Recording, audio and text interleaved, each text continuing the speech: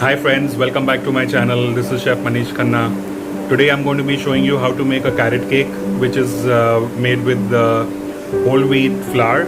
It's eggless and super yummy. So let's get started. We have 1 cup and 2 spoons of whole wheat flour, which is atta, half cup and 2 spoons of sugar, 1 cup of grated carrot. I have 60 ml oil, half teaspoon cinnamon powder, 40 grams walnuts. I have vinegar, which I will use 1 spoon. I have vanilla essence. I have half a spoon baking soda, half a spoon baking powder. I have half an apple, which I have just chopped. And I have milk, which is 100 ml. I will take the flour, the cinnamon, the baking powder and the baking soda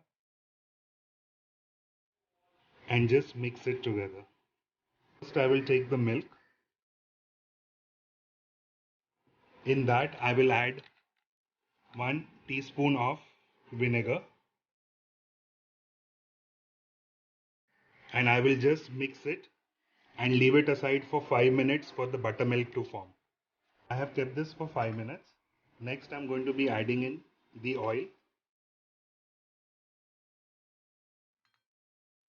the sugar and mixing it till the sugar dissolves. Okay, as you can see it's all mixed well. Right now I will add the 1 teaspoon of the vanilla essence and mix this. Next I will be adding the flour that we had mixed and kept first and just gently mix this up.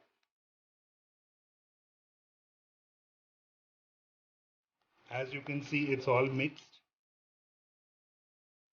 Next we will add in the walnut, the chopped apple and the carrot.